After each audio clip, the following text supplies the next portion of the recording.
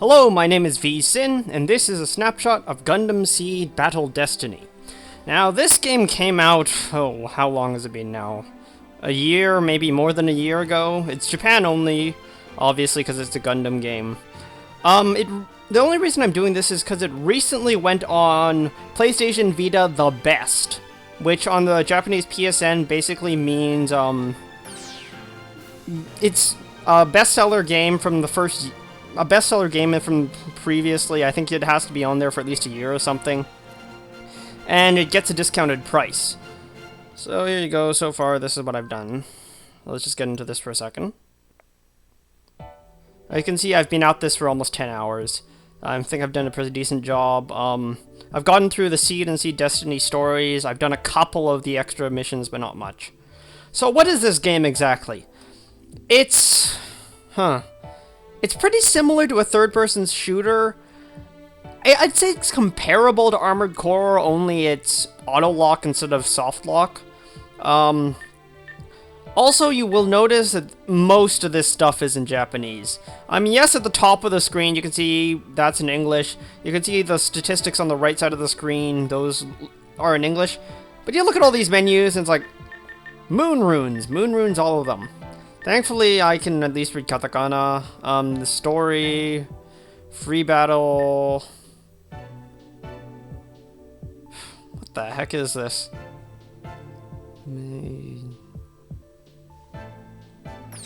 I don't know, menus and stuff. Save load.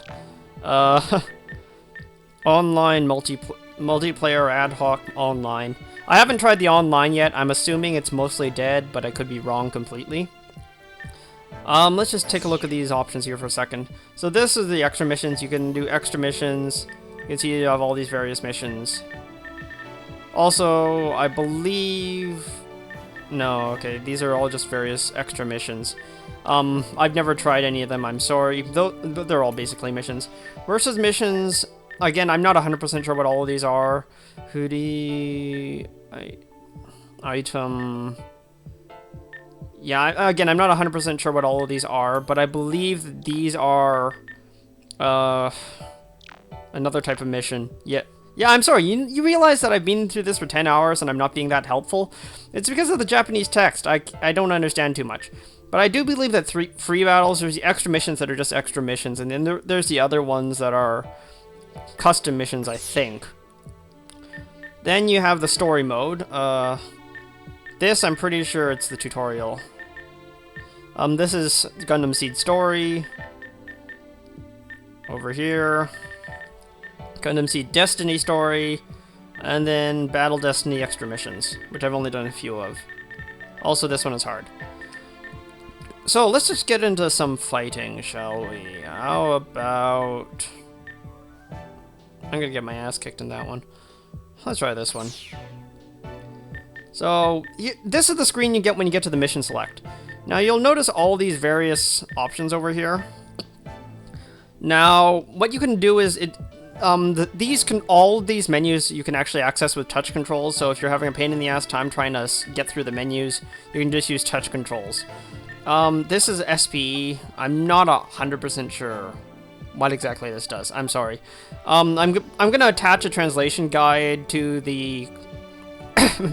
to the description, so you can take a look at what all these menus actually mean, because I can't memorize it. What I do know is that that option there is select your pilot.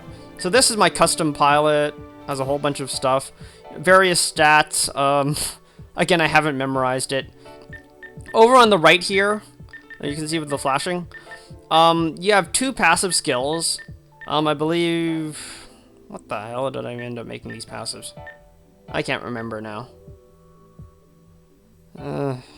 Whatever. Basically, you have two passive skills. These grant you bonuses during battle, as well as this one skill down here, which will trigger when you take too much damage. I'm going to change it back to that one. This is basically pilot customization. Also, as you use a pilot in battle, you can see all the stat bars in the middle. Those will gradually change over time. And they will gradually increase. I'm not sure if doing a particular action over another one increases the one stat faster than the other. I can't confirm that, but there you go. A bunch of stats. I will say that the stats do change your combat abilities. You can also see that you have all of these characters from the series. You have anime characters. Then there are also the manga and side story characters that are included. I honestly don't know too much about them. So let's just change it. Yay, perfect strike. Actually, do I have any stats? Okay, whatever. You can see this is the customization here. Here, let's go back for a second. So you see MS, that option. Now you have all of these different mobile suits. For the Seed story and the Seed Destiny story, you can only use mobile suits from that story. For the extra missions, though, it's all unlocked, and you can go and you can press L and R to pick it. I'm gonna use Perfect Strike. Oops. Okay. Now,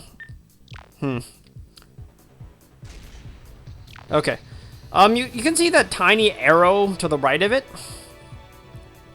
You either press right on the D-pad, or you touch that tiny arrow and you get into this menu.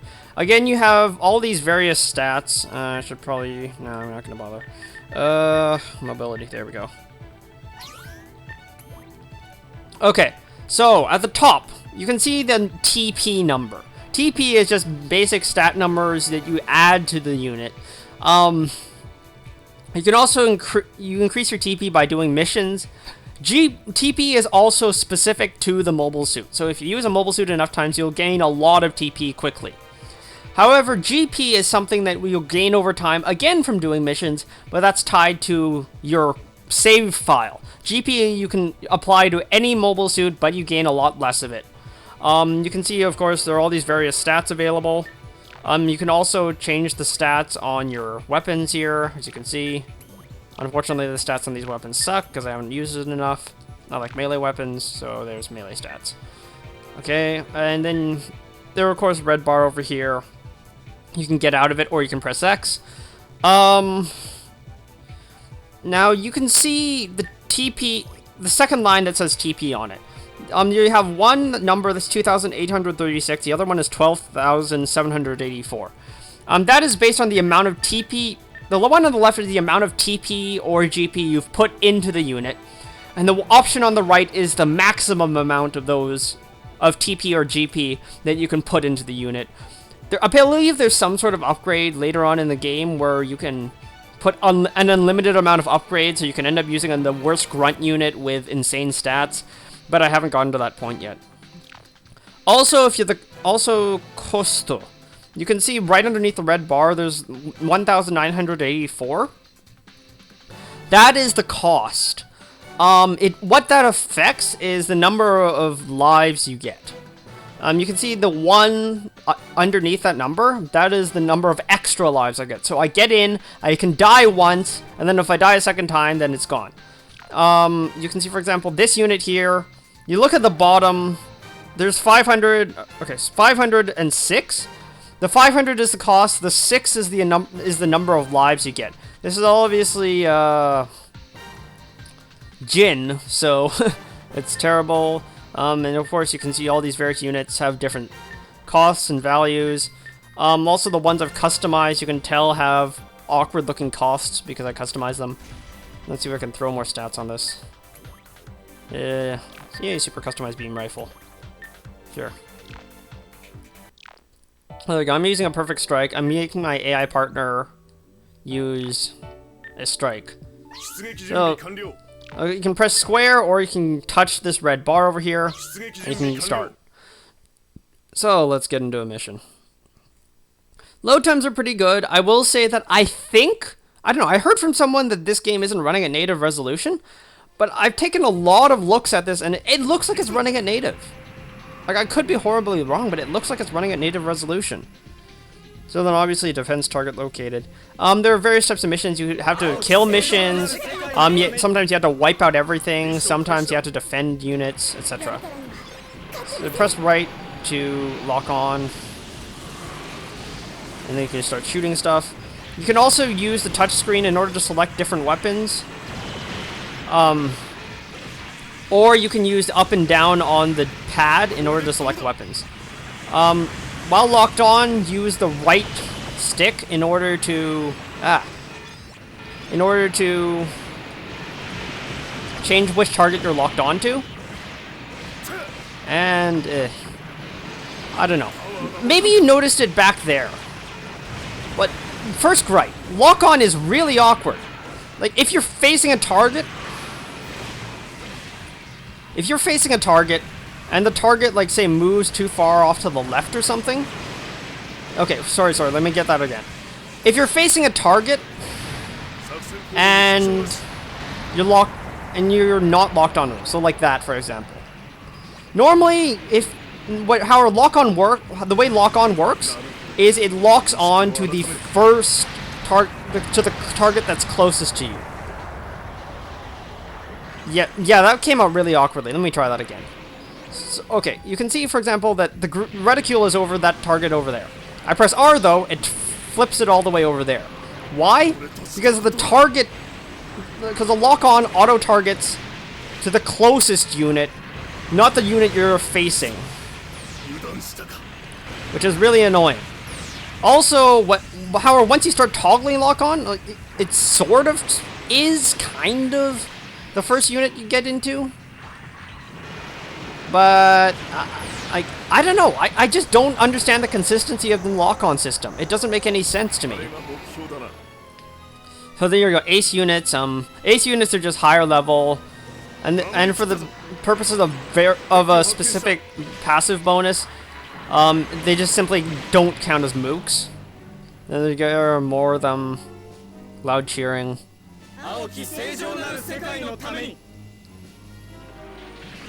Yay, for the preservation of a blue and pure world. Whatever. Care less. As you can see, I'm mostly using melee because I upgraded my melee weapon, but you can also use ranged weapons. When it comes to rifles, you have to hold down in order for it to start tracking the target. If you just start spamming like that, you can see that as soon as he starts moving, I just miss everything. So you have to hold down the circle button, and then it'll start tracking. Also, you can see that I'm glowing red sometimes while I do melee attack, while I'm boosting forward. Hold down L while doing one of your attacks, and it'll get and then your attack will get an extra bonus of some sort. So, for example, if you do it with the boost, then you will move faster, and you will get a little rush attack. If you do it with a melee, you'll get a heavy attack. If you do it with a ranged weapon, your ranged attack will do extra damage. You can see mission over. Huh, why the heck did I lose the phase shift? Also, cool graphical thing. With units that have phase shift, at least the seed units, I haven't noticed the Destiny units doing this, but a lot of the seed units, the phase shift will actually turn gray, which is pretty neat. That's just more a graphical thing. Now let me show you a case where I get my ass kicked. Because, you know, that looked pretty easy, right? Let's try one where it's not so easy. Yeah, I used Luna Mario over there. This one isn't so easy, and I got my butt kicked repeatedly for this one. So let's see what happens. Because the game is a lot harder than it looks like just from that little snippet. What I've noticed is that for the later missions, for example, this one is a 5-star rating, some of the later missions will absolutely kick your ass, like, straight up. They will demolish you. Also, this is just a minor gripe, but you can tell in the background that Gilbert Durandal is talking about something. But I don't know, maybe it's just this particular mission, but that background noise is really hard to hear. Like, I guess they intentionally designed it so that you wouldn't get distracted by it, but to me it's just, I don't know, if it's there for the fluff, you make it loud enough so you can hear it. If you don't want the fluff, then don't put it in at all. Also, just to note to voice acting, there's one very small thing that only people who play Gundam games will actually care about. What is it exactly? Voice Kigali Yula Atha. Yeah, she actually gets voice acting in this game. It's like the first game in the last, I don't know, the first game ever since like 2006 or something. Ever since apparently the voice actress threw a hissy fit and something or another happened, and she dropped her contract, and like many of the games, like the SD Gundam games and Dynasty Warrior games and even Gundam Versus games, none of them have a voice Kigali. This one does, however. Hopefully that's a good sign for the future. But I don't know. That's just a little tidbit. You can see I've already taken a lot more damage than I've taken in the last mission. And then I'm gonna get to the and then once I clear these mooks out. Oh crap. Crap. Now they're at the defense target. Oh boy. Lock-on system. Screw you. Come on. There we go. Alright. Melee attacks are a little bit temperamental sometimes, but that's okay. Alright. Deal with these buggers. Let's use some fancy weapons now. Oops. Yeah. Come on. There we go. I don't know. The Requiem pit is a little bit annoying, but whatever. I can deal.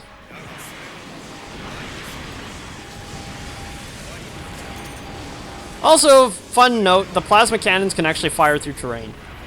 I will say, though, that when it comes to the Destroy Gundam boss, it just becomes really, really, really annoying, because then the boss is like, I can't see the boss, but the boss just one-shot me through a wall. I think only the Destroy really suffers from this issue. Like, for example, regular units with plasma cannons, it's not too bad.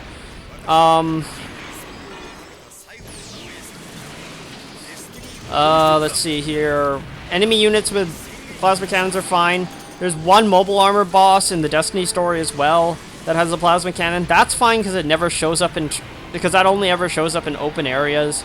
So you don't have the issue of it shooting through walls and you being unable to do jack squat about it. But yeah, just Destroy Gundam.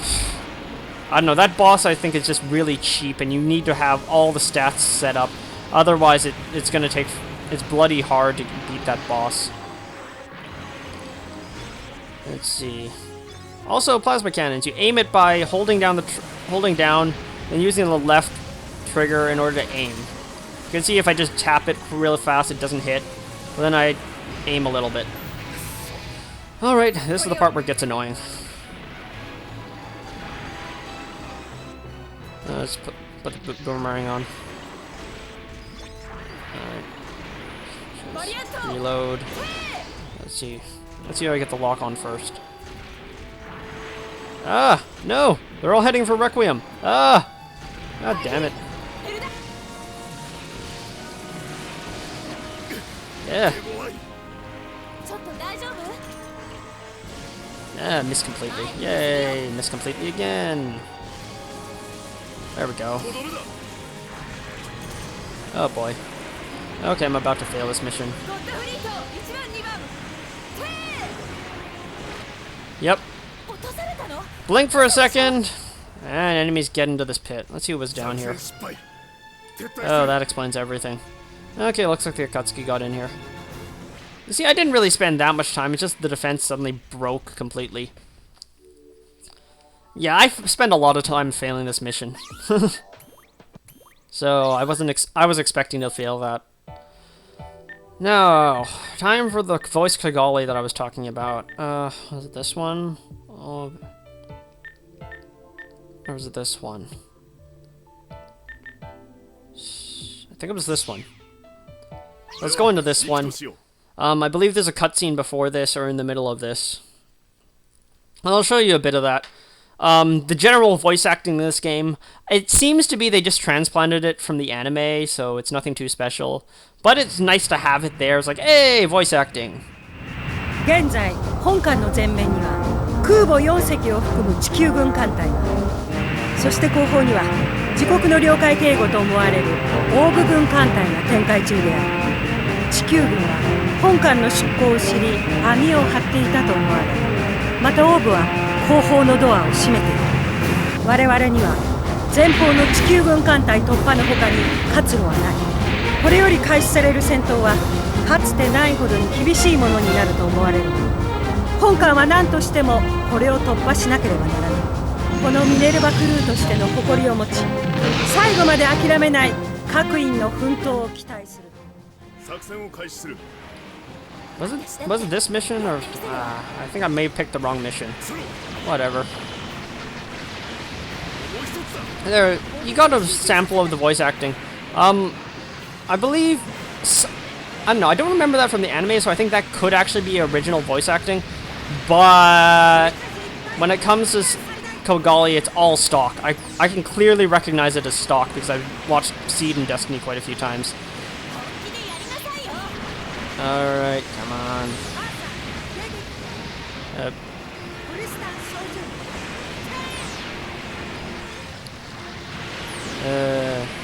What was the objective of this mission again?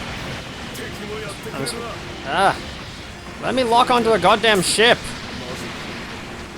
Okay, fine. Blow up more of the nukes then. Let me lock onto a goddamn ship. Ugh.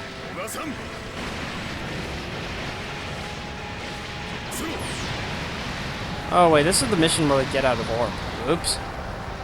Wrong mission. Oh well. More missions.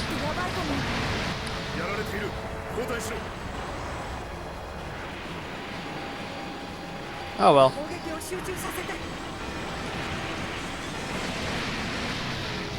Overall, I don't know, some of the voice acting actually sounds kind of phoned in, but most of it is still good. I mean, most of it is still the regular, what you expected from the franchise in general. However, you'll notice that I've been bringing up the franchise a lot. Why am I doing that?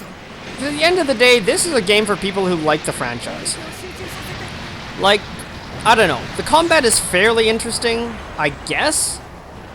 But, like, for example, you won't really get the glee of using this particular unit against that particular unit. Like, beating up Strike Freedom with a Strike Dagger or a Jin, or, like, using this thing, which is one of the MSV units. Like a Prototype Destiny or something, I can't remember exactly what.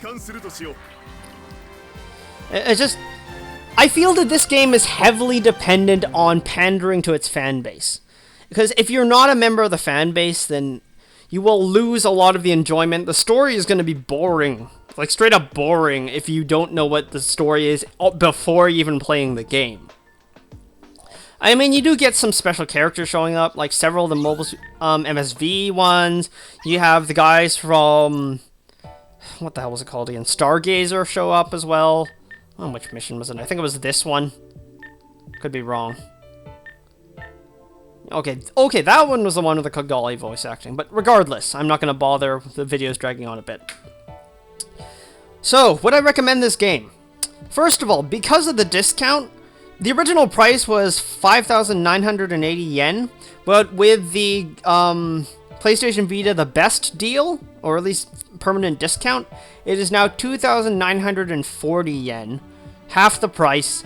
So it actually also fits in quite nicely. If, like, for example, if you bought a 7,000 yen game like Gundam Breaker, and you had to use a $100 PSN card, that's 10,000 yen PSN card, in order to buy it, then you're sitting on 3,000 yen, like, what can I buy with it? This is one of the options. However, as I previously mentioned, you really need to be a fan, or at least have watched or been involved with some of the Gundam Seed or Gundam Seed Destiny stuff, otherwise this game just isn't worth it at all. Like, I'm not even kidding about that. Because the combat system, this is the same Gundam Battle series combat that I've seen. I've played 2 of the PSP games. Combat's basically the same.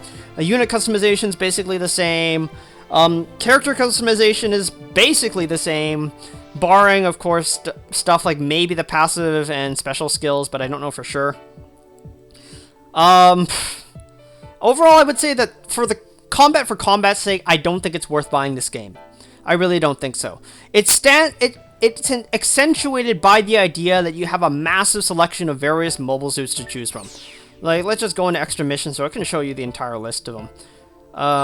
So, there you go. Go into here.